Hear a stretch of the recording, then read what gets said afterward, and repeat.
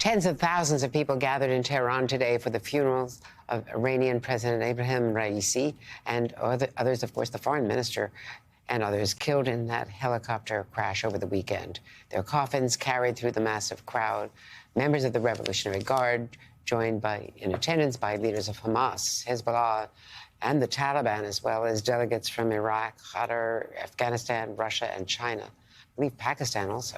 Joining me now, David Ignatius, Washington Post foreign affairs columnist extraordinaire and the author of the new thriller, Phantom Orbit. Another thriller. David, you are amazing. He writes these novels on top of, the wonderful column. And fun for me. I hope for readers too. Going to Gaza and going to places where most people, most reporters, and certainly most columnists don't venture. A hands-on reporter. So, first of all, congratulations on the book. I want to talk about Iran and this extraordinary transition. Raisi was not that consequential a leader. He was sort of an in-between leader, but he was expected to be the successor to the supreme leader who just governs foreign policy. But the supreme leader is known to be ailing in some ways. He's in his 80s. He's not going to be there forever. And now there's a succession issue.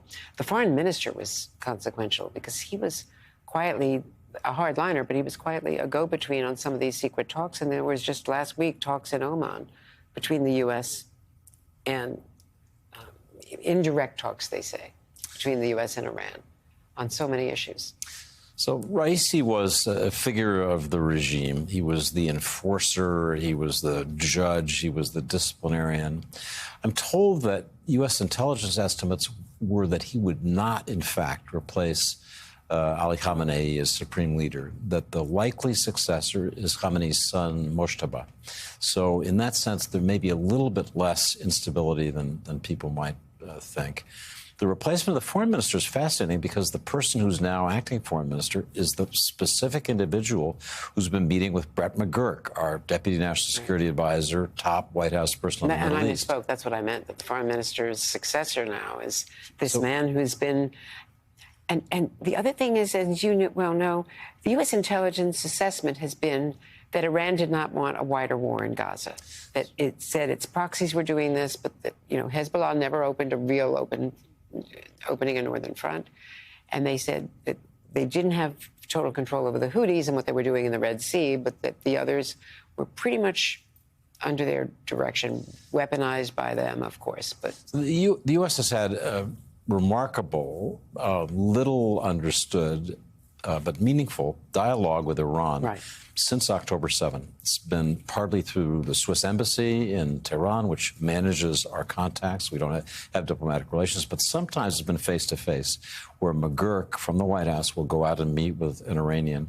And the messages that have been passed almost always are about reducing tensions. And as you say, Iran does not want a confrontation with the United States. The U.S. used force and pounded Iranian-backed militias in Syria and Iraq after they hit American forces. Since then, there haven't been attacks. So I think the feeling is that Iran, for now, although it's still up to mischief all over the place, really wants to avoid the confrontation with the U.S., is putting some limits on its nuclear program. We'll see. This question, as you know, Andrea, the whole time we've been journalists since 1979, is when will the arc of the revolution in Iran crest and it become more like a normal country? And you can't say you see that yet. And all of this, as Jake Sullivan was in Saudi Arabia, and we're being told by Saudi and U.S. sources that a bilateral agreement between the U.S. and Saudi Arabia for civilian nuclear power, for a defense treaty, economic trade agreements, cutting Israel out of it if Netanyahu still refuses to agree to a Palestinian state, a pathway is the way they're phrasing it, to a state. But this thing is all coming together, maybe to pressure Netanyahu, but...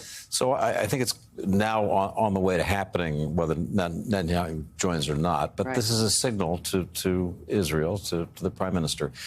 This train is leaving the station. One of Netanyahu's big goals for some years now has been normalization of relations with Saudi Arabia. And Saudi Arabia is saying, it's there.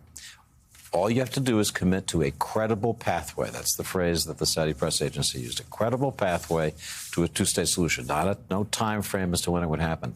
will Netanyahu give up this dream of normal relations across the Arab world to avoid the commitment to the Palestinian state? Probably, if his coalition stays intact, his coalition will force him to. But I think you've got exactly the right description of the U.S. approach. It's happening, Mr. Prime Minister. So if you're going to join, now's the time. And speaking of happening, your new book. So, Phantom Orbit. Just as U.S. Space Command saying yesterday that Russia has launched a satellite capable of inspecting and attacking other satellites, space wars, whatever, and you've got Phantom Orbit. And this is not your first spy novel. You're deeply sourced. So you're right on the edge of what our intelligence sees as the next battle. So Phantom Orbit describes the coming role of space as a domain of conflict. Russia's launch yesterday is the latest in a series of moves that I describe in the book. The Russians have had potential attack satellites up there for some years. The Chinese have even more sophisticated ones. They can pluck our satellites out of orbit. They may be able to interfere through high-powered microwaves or lasers. I think the point for your viewers is space, this benign, the heavens that we think of is becoming increasingly a zone of conflict. The Russians and Chinese have got a lot up there. I'm sure the U.S. is now beginning to develop similar offensive and defensive weapons. David Ignatius, I don't know how you do it all. You're always cutting edge in your columns. You're covering everything, and you're writing these books that become, that get picked up as movies. So congratulations. I'm like you, Andrea. I like finding things out, and I can do that in my novels as well as in my journals. It's just wonderful, and it's a great read. Thank you so much. Phantom Orbit is the book. Get it.